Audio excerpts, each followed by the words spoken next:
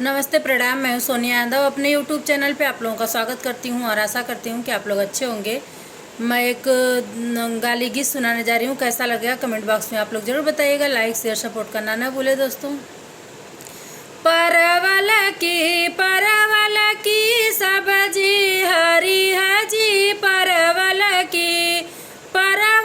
की सब्जी हरी है जी। परवल की समधी के बहिनी के सोलह भातार चार अरवट के चार करवट के चार बेनिया डोला मई पसीन मन के चार दियना जला मैया जोरवन के।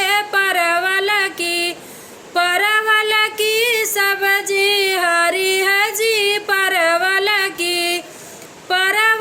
की सब्जी हरी है जी। परवल की जेठ के बहिनी के सोलह भातार चार अरवट के चार करवट के चार बेनिया डोला मई पसीन मन के चार दियना जला मैया जोरवन के। परवल की सब्जी हरी है जी। परवल